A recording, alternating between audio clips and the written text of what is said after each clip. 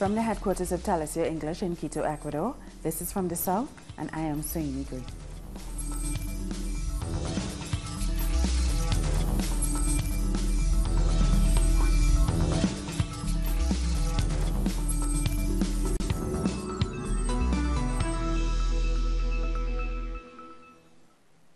We begin in Cuba, where delegates of the new National Assembly of People's Power have been voting for a new president.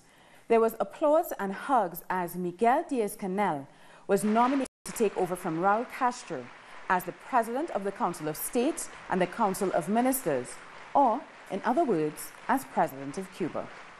Salvador Valdez Mesa was nominated for first Vice President and Ramiro Valdez Menendez for Vice President.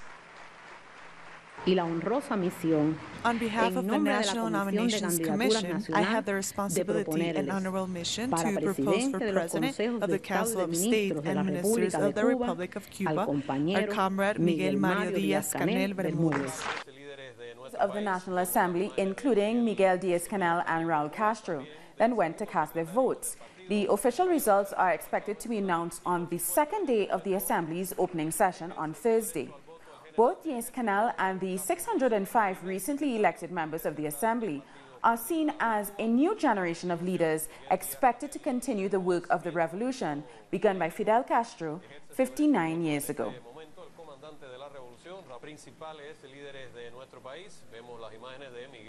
So what more do we know about Miguel Diaz-Canel? Well, he was elected first Vice President of the State Council in February 2013.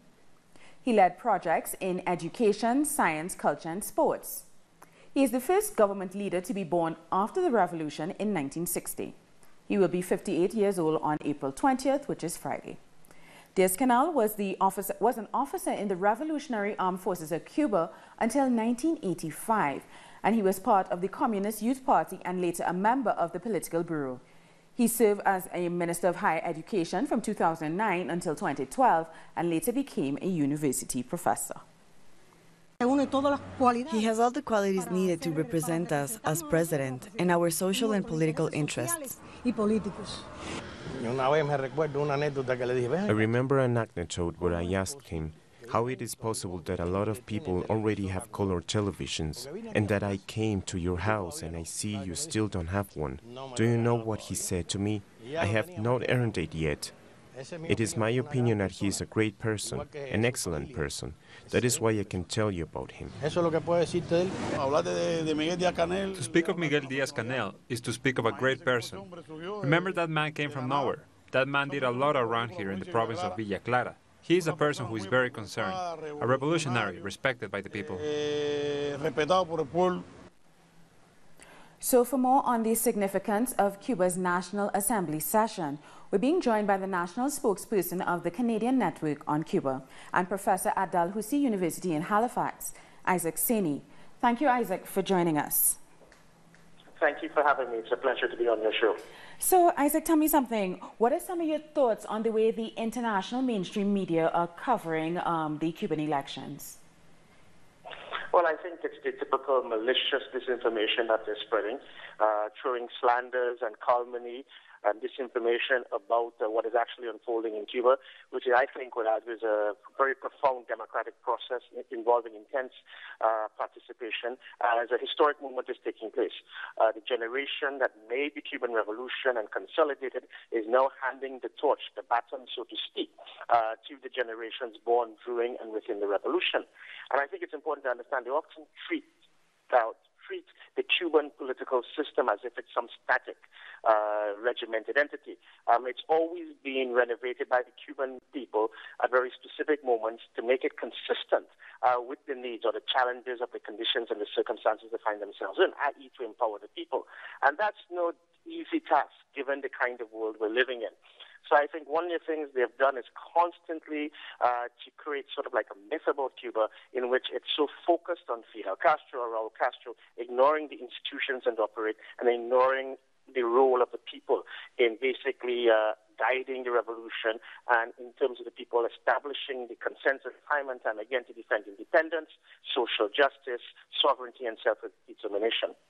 Now, Isaac, you were just talking about how the international media tends to ignore how the people have a voice in Cuba's elections. One detail that differentiates Cuba from liberal democracies has been the wide range of trades and professions the members of the National Assembly are made up from. What do you think about the importance of representatives who are mostly regular citizens rather than career politicians? Well, I think this is one of the hallmarks of the Cuban political process. It's ordinary citizens, not the rich, not the plutocrats, who find themselves in office and who find themselves directing society's decisions and policies. So I think the fact that this is a National Assembly and a Council of State that's drawn from the people really demonstrate the popular character of the Cuban political system. What's also interesting about this particular Council of State is people have spoken about the fact that more than 50% of Cuba's National Assembly delegates are females. The Council of State is a very important body, this very important authoritative body. Over 50%, or that is 16 of the 31 members, are women. And we've also seen the promotion of Salvador Mesa Valdez, an Afro-Cuban, to one of the highest positions in the Cuban state.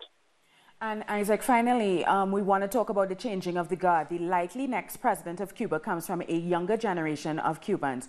What do you think we can expect in terms of continuity of the Cuban Revolution? Well, I think we shall see that once again we shall see the commitment to defend Cuba's independence, sovereignty, social justice, and self-determination. But we've also seen that in the last few years, Cuba has been involved in an updating of its economy to address real issues of inefficiency, real issues of productivity, while at the same time maintaining, as I said, the major heights, or what they call the strategic heights of the economy, the strategic areas of the economy in the hands of the people states. So I think what we will see is a continuity, a stability, firmly rooted in socialism and firmly rooted in revolutionary principles, but also we'll also see Cuba continuing to perfect, update, and improve its political system as well as its economy. Isaac, thank you so much for chatting with us. We understand how important, we really appreciate you taking the time. We've been speaking to Isaac Seni. He is the national spokesperson of the Canadian Network for Cuba. Cuba's National Assembly is meeting 57 years after the revolution's victory over the Bay of Pigs invasion.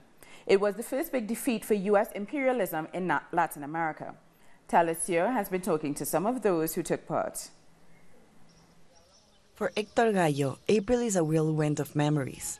At 93, he cannot forget the secret mission he was entrusted with, when in those first months of 1961, an invasion of Cuba seemed imminent.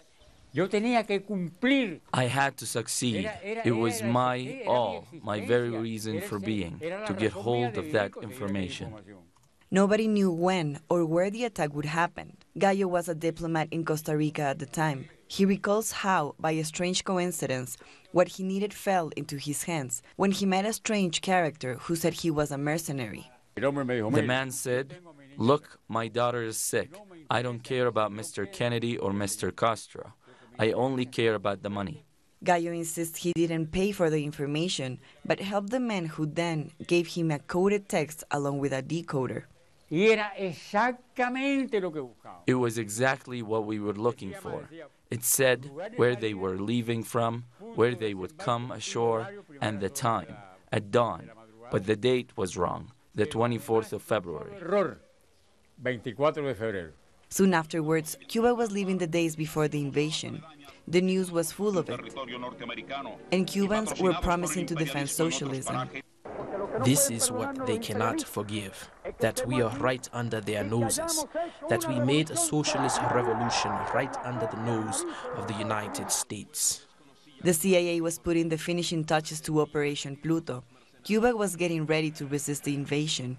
Only one thing was certain: if they came, they would stay.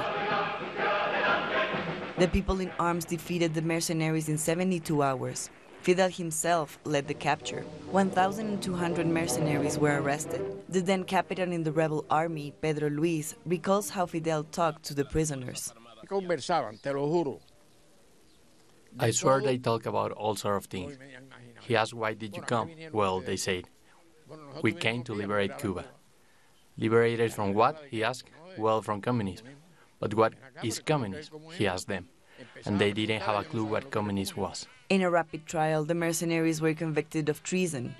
For the first time ever, North American imperialism was forced to pay war indemnities for the damage caused, and that to a socialist country just 90 miles off its coast. Ecuadorian President Lenin Moreno says his country will no longer host or serve as guarantor for the peace talks between the Colombian government and the National Liberation Army, or ELN. Moreno broke the unexpected news in an interview with the Colombian TV channel RCN. I have requested the Ecuadorian foreign minister to stop talks and our status as guarantor in the peace process until the ELN commits to ending their terrorist activities. So Ecuador will no longer be a mediator in the peace process? No. If they continue with this kind of activities, no. President Santos knows about your decision? He must know by now, since our foreign minister has informed the Colombian foreign minister. Former Colombian President Alvaro Uribe has come out in support of President Lenin Moreno's decision to stop mediating in the peace process between the ELN and the Colombian government. Uribe tweeted good example from President Lenin Moreno of Ecuador, prohibiting dialogue with the ELN while violence persists. And former Ecuadorian President Rafael Correa weighed in on Moreno's announcement.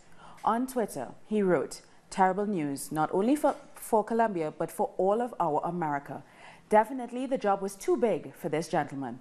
Our apologies again to our America, the Patricia Grande."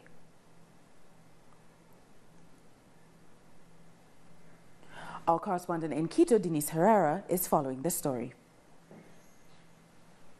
President Lenin Moreno announced that Ecuador will suspend its role as guarantor and host at the peace talks between the Colombian government and the National Liberation Army, or ELN. We must remember that the Colombian government and ELN resumed their fifth round of peace talks in Quito. At that moment, Ecuador had agreed to continue these peace talks until May 18.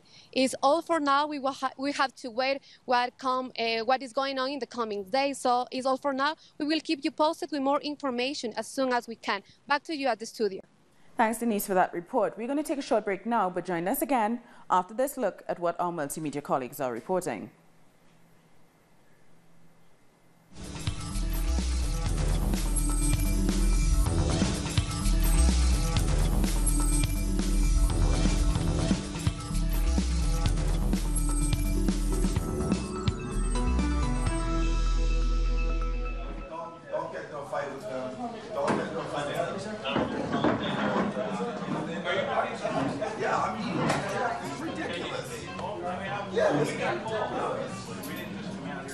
What did they get called for? Because there are two black guys sitting here meeting me? Yes. Well, what did they do? What did they do? Did someone tell me what they did? They didn't do anything. I saw the entire thing. They didn't. What did they do? Nothing. And the woman said it's for paying customers after they didn't do anything.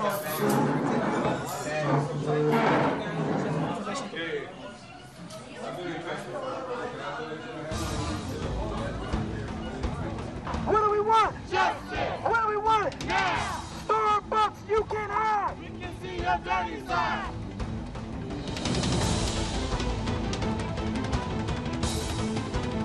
We want to see an actual plan to make sure that those individuals that come to and from Starbucks, not only here on 18th and Spruce Street, but all throughout the city of Philadelphia, are respected and they can go to the establishment without fear of being targeted because of their skin color.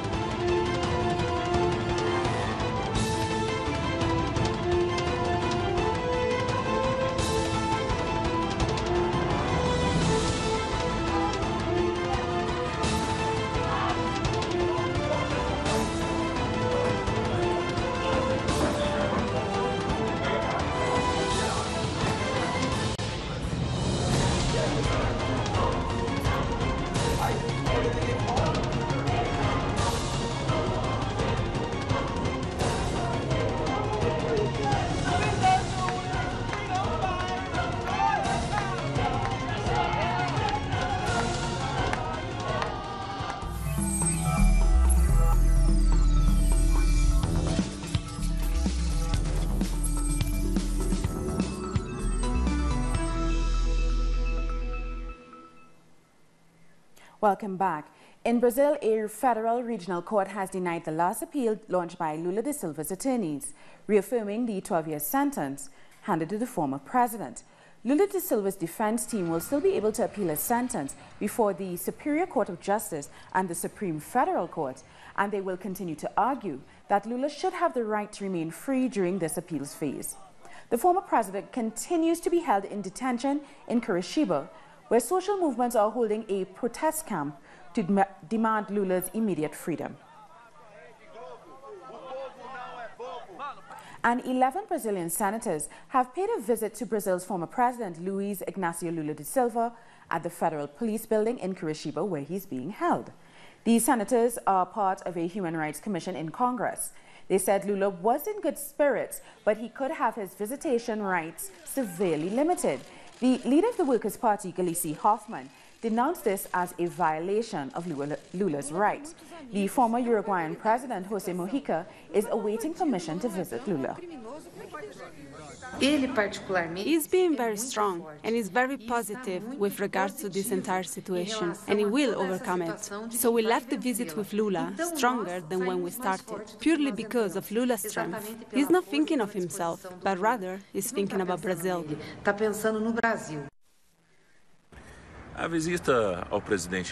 During the visit with President Lula, we saw a person who is very determined, calm and absolutely certain of his innocence. Of course, there are also other people here who are outraged with the way he is being treated. Overall, he asks that we continue with this resistance and show the injustice of this system. Mexican leftist Andres Manuel López Obrador has now reportedly extended his lead in the country's presidential race to 22 percentage points. This is according to a poll by the newspaper Reforma. The voter poll showed Obrador winning with 48% of the vote, a jump of 6 points from a February survey by the same publication. His nearest rival, Ricardo Anaya, who heads a right-left coalition, has dropped by 6 points to 26%. In Colombia, FARC member Jesus Santrich has been transferred to the La Picota prison in southern Bogota. Santrich will remain at the high-security complex until his case is resolved. His legal team will try to prevent his extradition to the United States. Santrich was arrested at the request of the Drug Enforcement Administration, the DEA, via the United States Embassy in Colombia. He's being accused of drug trafficking. Bolivian President Evo Morales has signed an amnesty to release over 2,000 prison inmates in an attempt to reduce overcrowding. The measure will mainly apply to inmates with a sentence of up to 10 years and those who have served at least a quarter of their sentence. It will also apply to pregnant women and people with disabilities or incurable illnesses. However, it excludes serial offenders and those convicted of security threats, murder, and corruption. And in Paraguay, with elections this Sunday, the political conversation has been about economic growth, but on the streets, the people have other concerns. In this area of the Paraguayan capital, prosperity can be easily seen, and it is likely to predict that Paraguay, along with Bolivia, will have more economic growth throughout 2018. I believe that there is an economic growth because I see that people come here from abroad and this helps countries' growth. But Martin knows that not everyone is benefiting. This is one of the poorest neighborhoods in the city, known as El Bañado. There is only one bus line that comes here. People here are part of the 2 million people in Paraguay who live in poverty and that are hoping for a change in the next elections. I am hoping for more education and health services, that we can have access to have more medicines and more therapies. A lot of them, like Chiqui, were not born in the capital. They come from rural parts of the country to escape poverty, but they have found a similar situation in the city. They lovingly call me Chiqui Cardoso. I am 21 years old. Very humble families live here in the south of El Bañado. We had to migrate from the countryside in search of a brighter future. They don't take us into account with public policies. It's like there is a hidden part of Asunción that they don't want to see. If we have bridges and paved roads, it's because of our community organization. So, regardless of who wins, whether they are red or blue, they must recognize us and see that we are part of Asunción and let us own our own land, which we cannot do right now. We are all living with uncertainty of not owning where we live, whether we can live and not have a place to return to.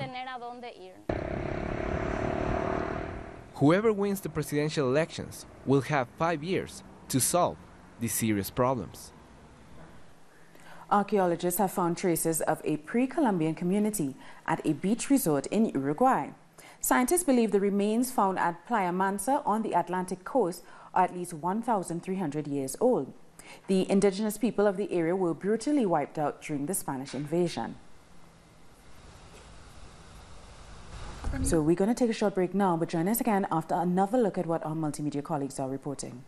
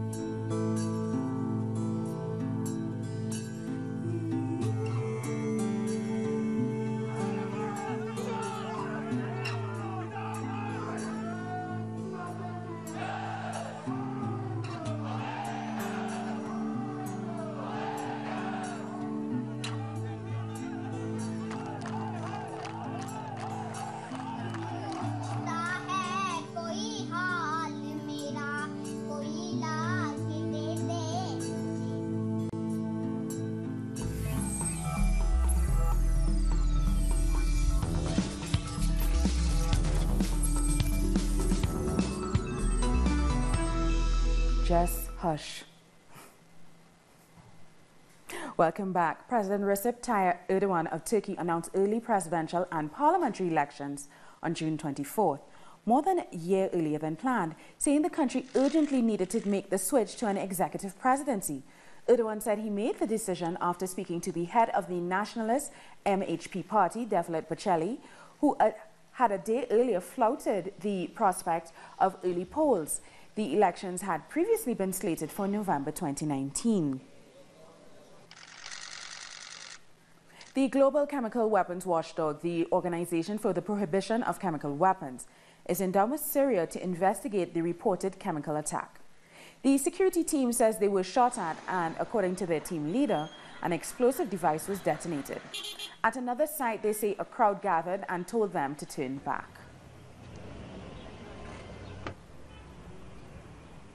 Several hundred Syrian refugees who have left Lebanon and returned to their home country. Many of the Syrian citizens headed for the Beijing district in Syria, which is southwest of Damascus, which was recaptured from rebels by pro-government forces in December. The whole village is destroyed. It had to happen because gunmen were there. We have to rebuild again and rebuild our future, and that's it. There's no feeling better than going back to our country. Syria, our mother, our country. Going back to our country and our families. Thank God we ask God for Syria to stay good. And now let's have a quick look at some of the other stories making headlines around the world. Protests continue in Armenia as people protest against the appointment of Serge Sargsyan as the new prime minister.